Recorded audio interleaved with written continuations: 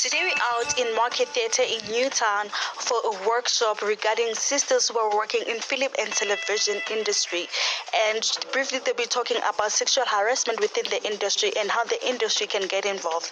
I'm Pulemo Fokeng and you're watching Joburg TV.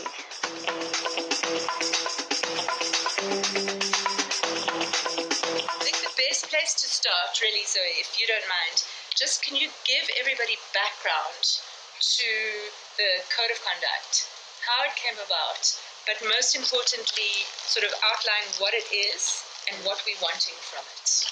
Okay. So the Code of Conduct is essentially a document, a legal document that is going to be placed and has already started being placed in all contracts for any production that happens in South Africa. That's what the Code of Conduct is when we refer to that.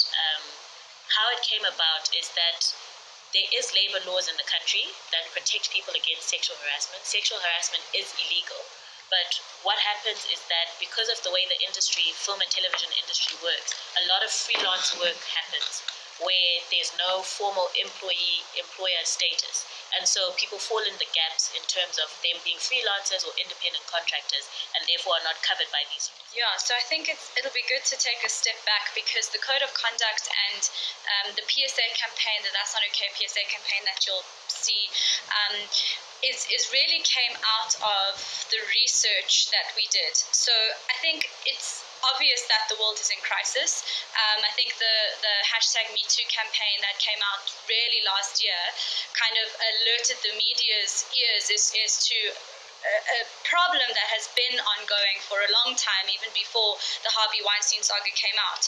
So it's not new, but I think in South Africa what's very important to note is that we have one of the highest rates of violence against women in the world. So our problem is it's urgent everywhere, but especially in South Africa, it's incredibly urgent. So even before kind of that explosion came out, the advocacy committee was really trying to work to see what the landscape of sexual harassment and discrimination really looked like in the South African film and television industry. But we didn't want to prescribe what these issues were, so we had a lot of workshops and meetings where women would kind of go around the room and express testimony of what they themselves had experienced, and it was quite staggering even in those meetings what was coming up. Well, I think that with the NFAF, to take it back, is an agency of the Department of Arts and Culture. We're also a creature of statute, so we have an act and we have to adhere to that act. And that act already has proposals of how that funding is supposed to be directed.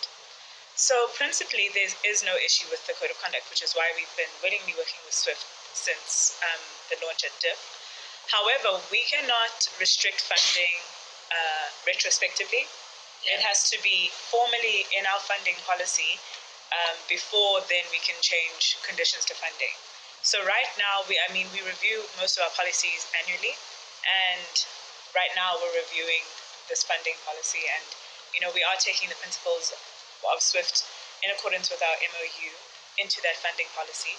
Thereafter, we can then share with the rest of the people to tell them, because like we said, it's a criteria. So you need to tell people ahead of them getting funding that if you want funding from us, this is what you're going to have to do. If you want funding from us, you're going to have a workplace that adheres to SWIFT policies. Okay, right next to me is Zoe Ramushi. Can you please tell us about your work? What do you do? Thank you so much. I'm a legal consultant as well as a filmmaker. I'm a producer, director, and actress, so I do quite a bit. So, what is Code of Conduct? So I'm on the board of what is known as SWIFT, Sisters Working in Film and Television, and the Code of Conduct is a legal document that we've drafted in order to protect women who are working in the film and television industry. Okay, what I also want to find out from you is that, so now let me just say I'm a SWIFT member now, and I've been sexually harassed. I hope you are a SWIFT member. Yes. I'm gonna be. So, and I report. So am I gonna be known as Puleng who reported or anonymous? So that's one of the major issues that we're working on, because the issue with sexual harassment is a lot of the time it happens between two people in a quiet room and nobody else knows about it, and that's a lot of the time what keeps people quiet. What the beauty of what Swift is working on is that if someone wants to come forward, they can come forward anonymously and lodge a complaint. Depending on what the actions you, Pling, would want to take forward depends on the level of anonymity. Because, for example, if you want to lodge a complaint against someone, you do have to say who it is, because they have every right to then, say whether or not this happened. It can't be an anonymous complaint. So depending on what action you would like taken, you know, that is what deals with the levels of anonymity, you know what I mean? But there is an understanding that, the film and television industry, specifically in South Africa, is quite small, quite tight-knit, and so it is an issue for women where if you speak up, you know that, you're going to lose your job, you probably are going to be labeled as a problem maker, and we also want to protect women, so we're creating structures that will protect women from that sort of backlash. Thank you so much for your time. Thank you so much, Piling. It's been lovely chatting to you. We heard what Swift is about. Good people, sexual harassment is a reality. Break the silence, say something, please tell somebody, talk about it. For me, Pulemo Fuking and the Job Activity, have a good one.